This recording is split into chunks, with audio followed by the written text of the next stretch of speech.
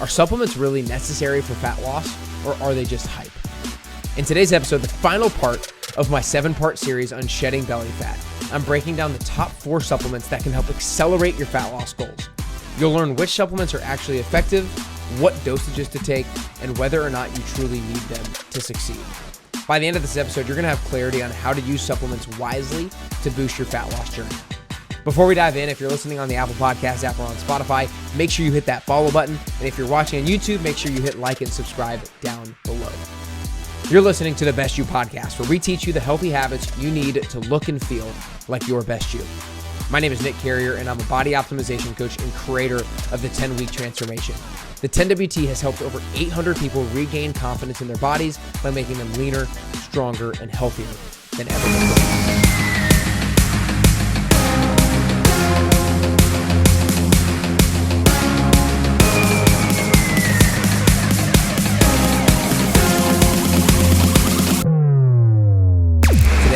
Really excited to cap off the 7-part series of the Fat Loss Forever Pyramid today, talking about supplements. Now, before we dive into it, the January 20th 10-week transformation spots are already filling up fast. The waitlist got the opportunity to register first, and so those spots are filling up really fast, and there's only a few spots left in the 5 a.m., 6 a.m., and 10 a.m. classes here in Nashville starting January 20th, running through March 28th. The virtual group that can start whenever, so feel free to reach out to us and we can get started whenever you would like to with your virtual 10-week transformation. And we can also get started on a meal plan. You know, over the last 6 weeks, we've been discussing the Fat Loss Forever Pyramid. We've been discussing calories, we've been discussing macros, we've been diving into the nitty gritty. And the nitty and gritty is great, but it might be a little bit over your head and a little bit too much for you to want to apply yourself. So it's like, hey, that's what Coach Nick is here for. That's what I can do for you to help apply all of this. So you don't even have to think about it. I can just apply it to your meal plan. All you got to do is eat the food. Well, you got to cook the food. You got to cook the food, you got to eat the food, and you will get the results. So let me do that work for you. You can join the January 20th, 2025, man, that's crazy to say, 2025 10-week transformation by going to nickcarrier.com/10WT. Again, if you're in Nashville, join the 5 a.m., the 6 a.m. and the 10 a.m. groups. If you're virtual, you can join whenever. Again, nickcarrier.com/10WT. Let's make 2025 your best year yet. Let's get this thing started with a bang. Now, let's dive into part 7 of the Fat Loss Forever Pyramid. Now, remember, this Fat Loss Forever Pyramid is not something that I came up with myself. It was originally created by a guy named Dr. Eric Helms, and then I learned about it in a course that I took by a guy named Dr. Lane Norton. I simply wanted to explain it to you guys. I wanted to break down how you can apply it to your life, and I wanted to give my spin on it so that you guys can achieve the results that you want to achieve. So like in all of the previous 6 episodes, I'm going to hit all 7 levels of the pyramid, and then I'm going to dive deeper into the 7th and final level of the pyramid. I would really recommend that you go back and listen to the prior 6 if you have not listened to those yet, to get the full context of this conversation. And remember, this pyramid is exactly that. It's a pyramid, meaning the foundation, the bottom of the pyramid needs to be hit first. Nothing above that matters if the first one is not hit first. And same thing for every proceeding step. 1 and 2 are most important. If you only do 3, that does you no good. You have to hit the first 2 before you hit that 3rd, and so on and so forth. So the bottom of the pyramid, step 1, is sustainability and adherence, because the best plan possible scientifically, nutritionally, exercise means nothing if you don't do it consistently. Part 2 of the pyramid is creating a calorie deficit. It does not matter what you do. If you don't create a calorie deficit, you're not going to lose weight. Step 3 is exercise, where we broke down the ideal ratio of resistance training versus cardio in order to lose body fat most effectively. Part 4 was self-monitoring, learning what to track in order to maximize the results that you see. Part 5 was protein and fiber. We dove deep into the 2 most important nutrients that you need to leverage in order to achieve the fat loss goal and maintain as much muscle mass as possible. Part 6 was carbs and fats. I broke down both of those energy sources, why some carbs are really important, why some fats are really important, how to think about them, and how to determine whether I go low carb or high carb or low fat or high fat diet, etc. And then lastly, we're talking about supplements. Now, let's talk about it. Supplements. It is the top of the pyramid, the 7th and final part of the pyramid for a reason. Do you need supplements in order to hit your fat loss goals? No. Absolutely don't need supplements to hit your fat loss goals. And I almost didn't even want to record an episode on supplements because I'm somebody who tries to do as much as possible with as few of resources as possible. But at the same time, these resources are there and they can help you. And they are part of this Fat Loss Forever pyramid that Dr. Eric Helms breaks down and created. And so I wanted to spend at least one episode diving into some supplements that can be useful to help you on your fat loss goal. Like I said, not necessarily required, but it is very important to know some of these things that you can leverage and you can use as tools in your tool belt. So we're going to be talking about 4 different supplements today. Now, the first thing before I go into the first one is to think about what makes a good supplement.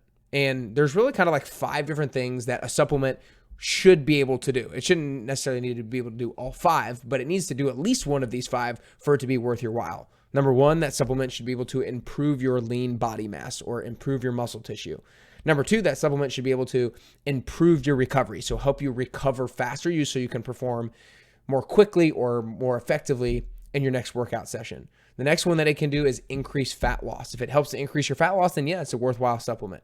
Number 4 is it could improve your energy expenditure. If it helps you burn more calories and burn more fat faster, then it could be a worthwhile supplement. And then the 5th thing that it could do is improve your exercise performance. Of course, if it helps you run longer, run faster, lift heavier, lift longer, then it might be a worthwhile supplement to utilize and leverage when it comes to your fat loss goals. Again, so that's kind of like the lens through which we are looking at supplements to determine whether or not they might be beneficial when achieving your fat loss goals. So the first supplement that might be beneficial to help you achieve your fat loss goals is whey protein. Now, what is whey protein? Whey is the liquid form that is left over from the curdling of milk. So the curds that happen after the curdling of milk, the curds become cheese. Then what is left over is the whey, and that can become refined, dried, and turned into protein powder. Now, the benefits of whey protein, number 1, is that it's effective at triggering muscle protein synthesis. It has high leucine content, and we talked about that in part 5 of this 7-part series, the importance of high leucine content in your protein sources, because leucine is the essential amino acid that is primarily responsible for muscle growth and muscle protein synthesis. And whey protein has one of the highest leucine contents of any kind of protein source that's out there. To give you a specific example, a lot of whey proteins have anywhere of a 10 to 13% leucine content, but animal protein sources that are high in leucine have something like 8 to 9% leucine. The other thing about whey protein is it's easy to consume. You can put it in protein shakes. You can put it in your Greek yogurt. You can put it in your overnight oats. You can put it in your oatmeal. You can put it in so many different things. And so it's easy to consume. And the last thing is it's very affordable, because a lot of us have different tolerances to how much we're willing to spend on different types of things, especially supplements, but whey protein can be very affordable. So those are kind of the arguments for whey protein. When it comes to arguments against whey protein, I haven't really heard anything about that's going to be all that damaging. Now, there are some people who are not going to be as able to digest whey protein as much as good as others. So that would be maybe a drawback. If it gives you digestive issues, then it might not be something that you want to leverage yourself. But if you don't have those issues, that might be something that might be worth your while. Because if you're looking to eat 150 grams of protein per day, it can be hard to eat that just purely from food sources. And so whey protein can be a good way to help supplement your ability to hit those protein numbers so that you can maintain as much muscle mass as possible and lose primarily fat tissue or adipose tissue. So that's whey protein. I guess the last thing I would say about whey protein is you want to check the ingredients labels. There are some whey proteins, there are some protein powders out there that are absolute crap, and there are some that are really great. So check your ingredients labels to make sure that there is as many real ingredients as possible. And you can always Google the ingredients that are on your ingredients label to see what those things actually are. So first is whey protein. And I will go ahead and say that whey protein is something that I use basically on a daily basis. And the way that I use it is I mix it in my Greek yogurt for basically every single breakfast that I have every single day. I put in 1 scoop, and that gives me 25, I think it's 25 grams of protein in mine. And most of them are going to be 20, 25, 30 grams of protein per scoop of whatever you use. Okay. Second supplement is creatine. Now, I'm just going to start this off with creatine is not something that I currently used. I used it a little bit in high school when I was trying to build muscle and stuff like that, but I didn't use it for that long. But that doesn't mean I don't believe in it. The thing with me and supplements, this is just a personal thing, is like I said, I try to be the person who achieves the results with as minimal resources as possible. I'm also a pretty conservative spender, and so I try to only maximize the dollars that I spend. And so and creatine is not necessarily that expensive, but it's just not something that I have explored using all that much myself. But I will say I do believe in the science that a lot of people talk about when it comes to creatine. I just want to lead off and be fully transparent with you guys that it's not something that I currently use. But let's dive into the actual specifics of it. Creatine monohydrate is the most common and the cheapest form of creatine on the market. Most people who really know what they're talking about in this space that is the only creatine you should mess with. Creatine monohydrate is one of the most scientifically studied supplements and one of the most scientifically studied and backed supplements that you can have. And some of the benefits include improved lean body mass, improved strength, and improved performance. Now, how much should you take? What I've learned is that if you load creatine, you can saturate your muscles much faster. What I mean by loading creatine is by taking 15 to 20 grams daily, then you can saturate your muscles within a week. Now, what I mean by saturate your muscles is creatine will go into your muscles and then will help you to hold on to water in your muscle. And that's not a bad thing. Like, your muscle is 70% water and 30% protein.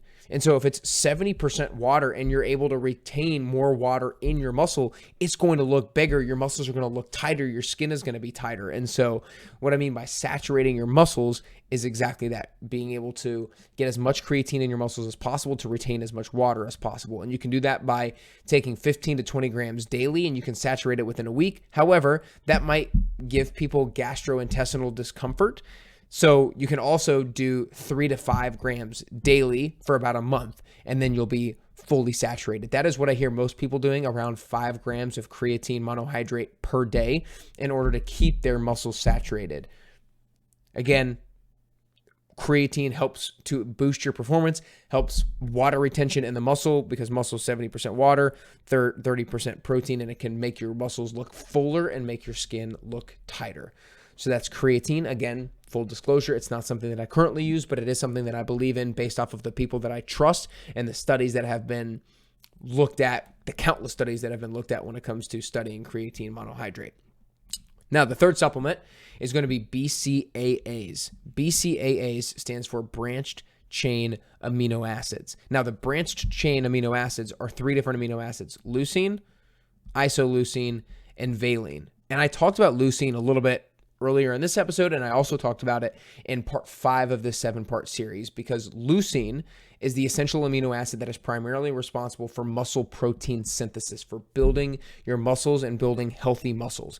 And that is, when it comes to how much protein you're consuming, what we're really, really looking at when it comes to muscle is how much leucine you're consuming. And so if you're not able to get enough leucine from your diet, then by taking branched chain amino acids, you can help to get your leucine content up to the point where you need it to be in order to build muscle. Now, again, full disclosure, BCAAs is something that I have never taken myself, just to give you that full transparency. It doesn't mean that I don't believe in it. It means that I try to get as much of my protein from real food, and primarily animal-based sources, and I try to supplement with whey protein before I go to BCAAs. Now, the benefits of BCAAs are: 1, increased muscle protein synthesis; 2, reduced muscle protein breakdown; and 3, reduced muscle soreness. It doesn't really, from what I've learned, it doesn't really seem to increase your muscle mass.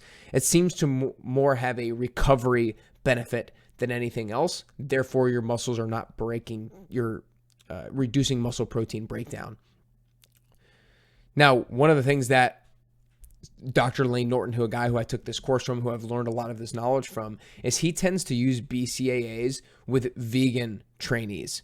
Because again, there are studies that show when people who just eat animal-based protein sources and people who just eat plant-based protein sources, people who just eat the plant-based protein sources don't eat as much leucine as might be necessary to maximize muscle protein synthesis. But if they supplement with leucine so that their leucine intake is equal to the animal-based protein source intake, then they will have the same amount of muscle protein synthesis. So omnivores who eat meat, then you might be getting enough leucine yourself. Vegans who just eat plant protein, then you might want to supplement with something like BCAAs or pure leucine in order to get that content up there.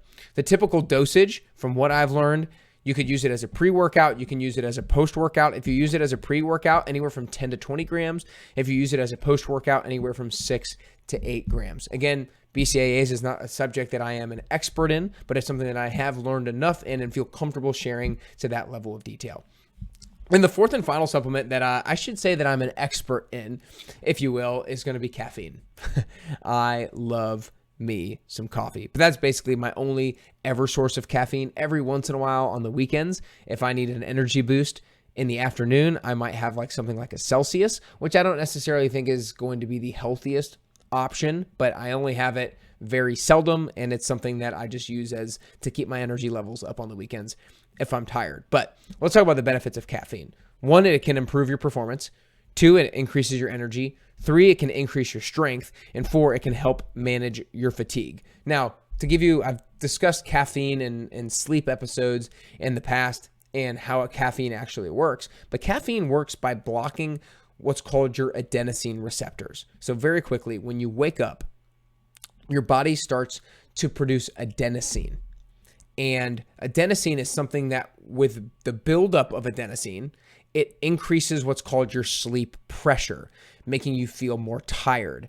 And when you have caffeine, that blocks your adenosine receptors. And so that sleep pressure that's naturally building up throughout your day, your body doesn't receive that signaling of the sleep pressure because of your caffeine. Now, some people have a post-caffeine crash. That's because the sleep pressure doesn't actually stop building up. Your body is just essentially, quote, numbed to it, if you will, and it blocks the receptors. And then once the caffeine is fully absorbed and digested, then boom, the sleep pressure is right back. But that's how caffeine actually works. A typical dose that somebody might take pre-workout is 3 to 6 milligrams per kilogram of body weight. I should have done the conversion, full transparency. I should have done the conversion of that when it comes to pounds before this episode, but I have not. I'll tell you that 1 pound, or I should say 1 kilogram, equals 2.2 pounds. So if I was trying to do that right off the top of my head, if 1 kilogram is 2.2 pounds, then per pound, you should have around 6 to 13 milligrams per pound of body weight. Let me say that again, 6 to 13 milligrams per pound of body weight if you're using it as a pre-workout. And so if you're 100 pounds, then that might be a little bit high as a pre-workout. I mean, to be honest, there's probably some of these pre-workout drinks that are super, super high in caffeine. I don't necessarily condone all of that stuff, but a typical cup of coffee is going to have 100 milligrams of caffeine. And then with caffeine, your tolerance goes up over time. But what I've learned is it is easy to resensitize yourself to caffeine. Studies show that just a week without caffeine can actually desensitize you to its effects. There are some people who might have negative side effects from that, but a full week without caffeine is going to resensitize your ability to sense that caffeine. Now, those are 4 supplements that you can leverage in order to get the various benefits that I mentioned. Again, like caffeine, if it's going to improve your motivation to work out, then it can be something that you can leverage. Branched chain amino acids. If you're somebody who eats primarily plant-based sources of protein, then BCAAs might be something that you could leverage to up your leucine content. If you're somebody who works out a ton, BCAAs might help to reduce your muscle soreness and your recovery.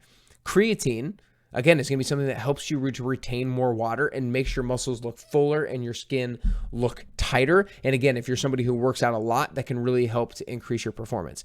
And then fourth and finally, whey protein. Whey protein is something that I would really recommend for a lot of you guys, especially if you're struggling to hit your daily protein goals, because it is a very cheap, affordable, easy to consume way to increase those protein numbers. The last thing that I wanted to touch on today is just some of the supplements that I use. Now, these are not supplements that I'm using specifically for fat loss. They are supplements that I'm using specifically for just health overall. And if you're watching on YouTube, I actually have them right here on my desk for me, and I will hold them up one at a time.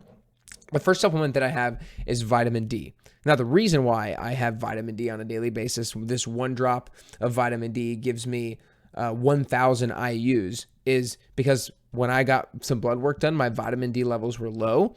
And because I just really believe in so many of the processes, the bodily processes that vitamin D is involved in, primarily with things like energy and your immune system. So I take vitamin D daily. I actually need some more. I had this from AG1.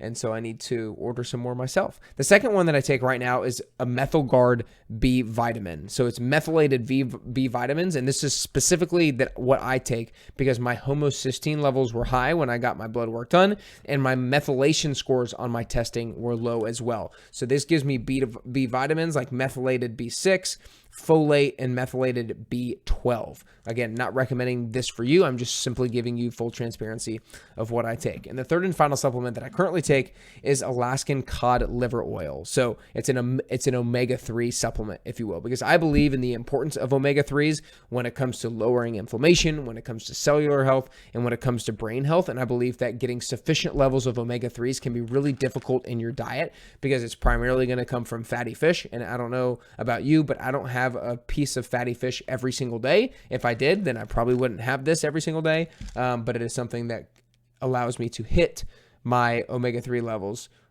every single day, regardless of my diet. So just wanted to give that little bit at the end. But I hope you guys enjoyed today's episode. Remember, if you want help to achieve your fat loss goals or whatever health and fitness goals that you have, join the 10-week transformation starting January 20th, running until March 28th. If you're here in Nashville, we have a 5 a.m., 6 a.m., and 10 a.m. group, and they're filling up fast, so get on it, nickcarrier.com/10WT. If you're outside of Nashville, I have coached hundreds of people virtually as well who have seen amazing results, and you guys can do that whenever. You don't have to wait till January 20th. You can join the virtual 10-week transformation whenever, and we can hop on weekly calls together, and I can coach you, hold you accountable, keep you motivated, and track your progress with you day by day and week by week. Also, remember, if you want a meal plan, I can help plan your breakfast, lunch, and dinner for you every single week for 10 weeks in a row so that can accelerate your health and fitness goals.